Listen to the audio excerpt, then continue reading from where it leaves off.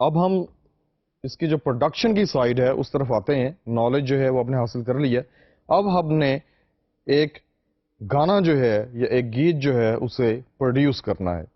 Production میں جو سب سے پہلا قدم ہے، جو سب سے پہلا سٹیپ ہے، جو سب سے پہلا مرحلہ ہے، وہ ہے دا سلیکشن آف پوئٹری. شاعری کی سلیکشن کرنا. شاعری جو ہے اس کے بارے میں بھی آپ کو علم ہونا چاہیے. شاعری میں کچھ چیزیں ایسی ہیں کہ جن کو آپ غزل کہتے ہیں. غزل ایک شاعری کی صنف ہے. اس کے علاوہ گیت ایک شاعری کی صنف ہے. اس کے علاوہ آزاد نظم جو ہے وہ شاعری کی قسم ہے. پابند نظم جو ہے وہ بھی شاعری کی قسم ہے. یہ مختلف جو اصناف ہیں شاعری کی، ان کے بارے میں آپ کو نالج ہونا چاہیے. اس کے علاوہ جب آپ میوزک کی بات کرتے ہیں، آپ نے ایک شاعری کے آئٹم کو سلیکٹ کیا ہے اور آپ فیل کرتے ہیں کہ یہ جو غزل ہے اس کو میں نے پروڈیوس کرنا ہے، تو اس غزل کا، جس طرح کہ آپ جانتے ہیں کہ ایک غزل جو ہے وہ 5 7 یا اس سے زیادہ تعداد میں شعروں پہ مشتمل ہوتی ہے. ایک غزل میں یا 5 شعر ہوں گے یا 7 ہوں گے یا 9 ہوں گے. طاق نمبر ہوتا ہے ایک غزل میں شعروں کی تعداد کا. جو پہلا شعر ہے کسی غزل کا اس کو آپ استھائی کہتے ہیں.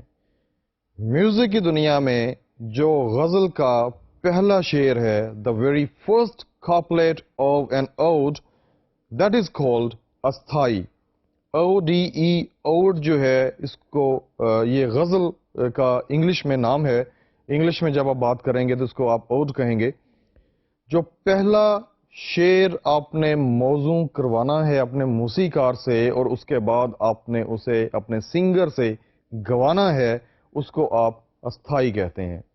اسی طرح گیت جو ہے اس کا جو پہلا بول ہے یا پہلے 2 بول ہیں اس کو آپ مکھڑا کہتے ہیں.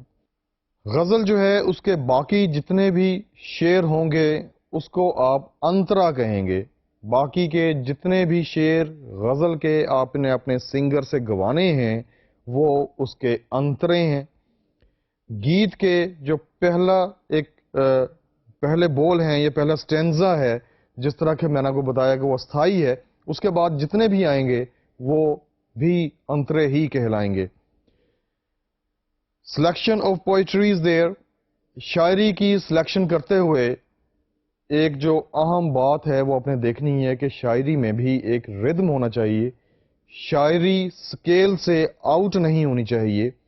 ایک جو آپ بات کرتے ہیں کہ یہ شعر وزن میں ہے اور یہ شعر وزن میں نہیں ہے، آپ نے ایسی شاعری کا انتخاب کرنا ہے کہ جو وزن میں ہو. جو شعر وزن میں نہیں ہوگا اس کا میوزک بھی یقینی طور پہ ٹھیک طرح سے نہیں بن سکے گا، کیونکہ ایک موزوں چیز کو ہی موزوں کیا جا سکتا ہے. ایک غیر موزوں چیز جو ہے اس کو آپ جب میوزک میں لے کر کے آئیں گے تو میوزک بھی اس کو موزوں نہیں کر سکے گا، میوزک بھی اس کو متناسب نہیں کر سکے گا. ان کا آپس میں ایک گہرا ربط ہے.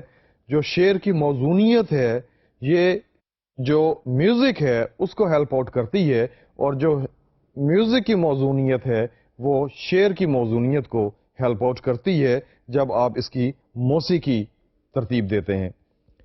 اس کے علاوہ اگر اس میں ایک ردم کا تاثر ہے، اس میں ایک شاعری ہے اور ایسے لفظ استعمال نہیں کیے گئے کہ جو آپ عام زندگی میں اگر آپ اسے بولیں، تحت اللفظ میں اگر آپ اس شعر کو پڑھیں یا اس مصرعے کو ادا کریں تو آپ کو کہیں پہ اٹکاؤ کا احساس نہیں ہوتا، آپ کی زبان کہیں پہ رکتی نہیں ہے. تو ایسی صورت میں آپ کے لیے اس گیت کا یا اس غزل کا جو میوزک ہے وہ ترتیب دینا بہت آسان ہو جاتا ہے.